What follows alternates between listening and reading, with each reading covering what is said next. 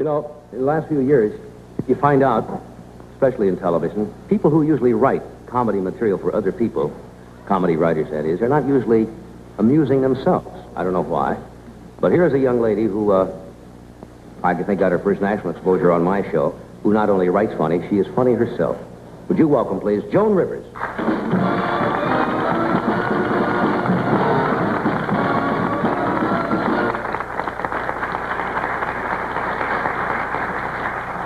They used all the budget on the first show, so we're stuck with the stools here. Hey, I haven't seen you since New Year's. Yeah, Happy New Year. Happy. Was it happy? Well, it was different. Last year, a lot's happened in a year. Last year, I was home alone with no job, watching you know, on television. And, which is, you know, you were funny, but it's sad. And this year I'm married, and I was out with my husband to a formal party, and we watched you on television. Oh, no. Yeah. Not really. All these formal people sitting around watching you. Well, I'm happy you said Yeah. that. Hey, is it too personal if I say how's the marriage going? I mean, you know. Yeah, thank goodness. You know, okay. You know, well, the problems when you get married. Now, I don't want to say this because I've been married. Mickey could give you some advice. Have you got up enough nerve yet to have people over and entertain without feeling awkward, you know? Well, we had one person over so far, and, you know, my husband's name is Edgar, and I moved into Edgar's apartment, which was a mistake. And, because it's a man's apartment, you know, very masculine, a lot of leather and chains, and, bullfight posters, and, What? A lot of bullfight posters. Oh, I didn't know that. Cha-cha. And, the only amount of convenience he had was a dishwasher, and she went, you know, as soon as I came in. And, we'd been married just like 3 weeks, and Edgar said, listen, I'm starting to get hungry. You know, why don't you make me something to eat? And why don't we have a friend over? So he invites his ex-girlfriend, which upset me, because this girl's name is Sherry. You used to go with her? Yeah, 3 years. They had a 3-year relationship, starting last year. And she shows up, and she's a poor loser, you know. And she said that Edgar's told her a lot about me, and she gives me a cookbook. And then she gives me a marriage manual, Fear Without Love. And Edgar is...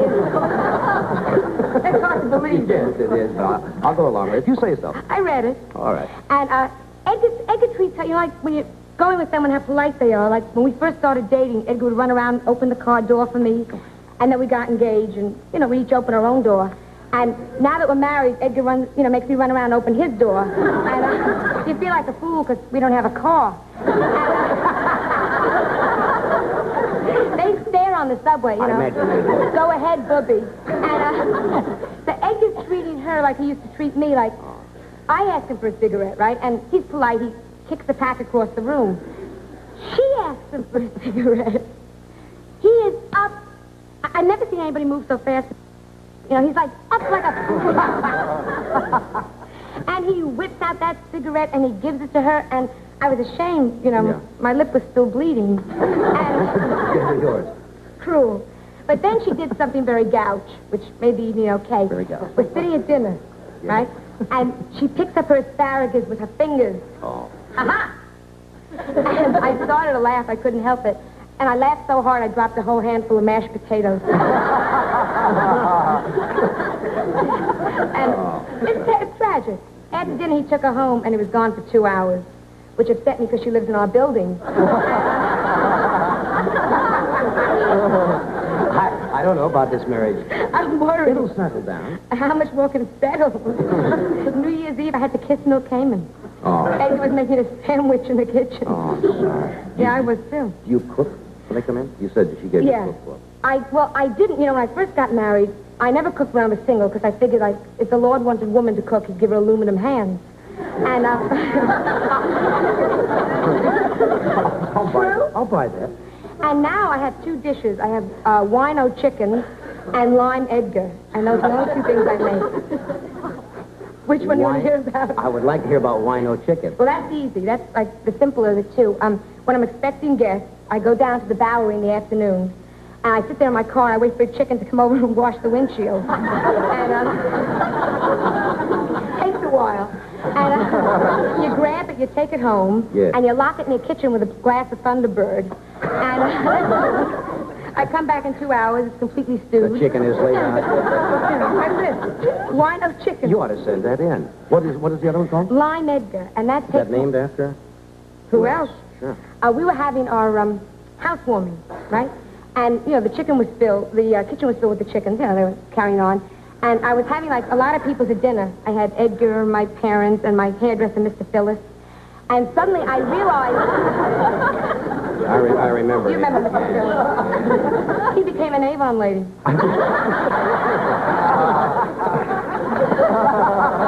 Good for him. His roommate's a meter maid. I do. Oh, well, tell me about Lime Edgar. I don't care about Mr. Phyllis's problems at all. No, neither does Mr. Phyllis. I know that. So I'm having all these guests over, and it's 5 o'clock, and I can't get in the kitchen because, you know, the chickens are carrying on, breaking dishes.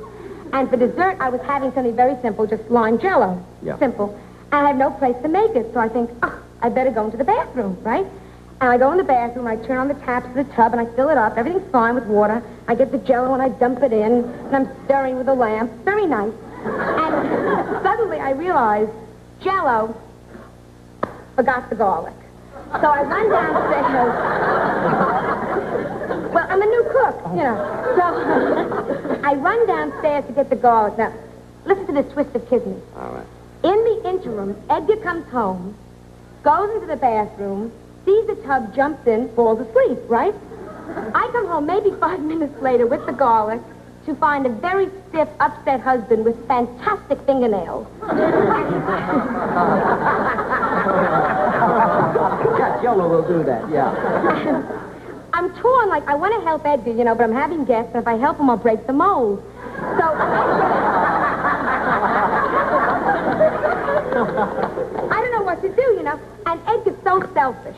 I mean, like, nasty, like he's saying very selfish things like help and blub. Mm-hmm. And everything is happening. I don't know what to do. And the doorbell is ringing. Everybody's showing up. My guest, Mr. Phil, some guy with a check for $1 million, you know, and I'm torn. So I figure, all right, I'll help Edgar. Well, Jello doesn't go down the drain. I don't know if you're aware of this. No. So I figure, what am I going to do? So I grab a spoon. I figure, that's it. I'll eat him out. And I'm eating. I eat for 2 hours. I barely hit his chest, you know? And the guests already suspect something because they're not stupid. And they're saying, like, you know, where's Edgar? Have a fight? And it's like, don't worry, you'll see him by dessert. And that's how your marriage is going? No, it's not too good. Oh. I don't get along too well with his friends. You know? Really? Problem with his friends? Well, I don't fit in. Like, all his friends, he's a producer, you know. Yeah. And all his friends are like these very beautiful wives. You know, like these tall, sexy... You know, like the legs never stop. You know, the women like the legs go like, legs. There's a belt that baby brazier in the head. You know these women? And you have trouble with Yeah, they're beautiful, you know. But dumb. But beautiful. But dumb. You know, like dumb. Dumb. Like I can't even spell it, you know. But nobody cares they're dumb but me. Like the husbands don't care. You know, my mother, she brought me up wrong. My mother gave me philosophies, you know, as a kid during puberty. And she would say to me, like, looks don't count. You know, when a man goes out, he takes that little mispainted face, right? Yeah. When it comes to marriage, he's looking for other things. When it comes to marriage, a man wants a woman that'll cook for him and sew for him.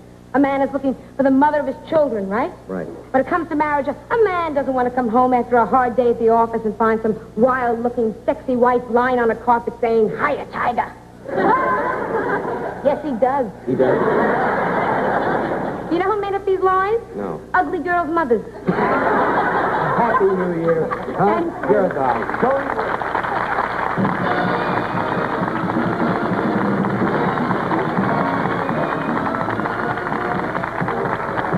You know, if you can read, you can pick a cough medicine that lasts up to 2.5 times longer, dose for dose. You see, with cough medicines, the directions in every box include how often to take them. For instance, you know this one.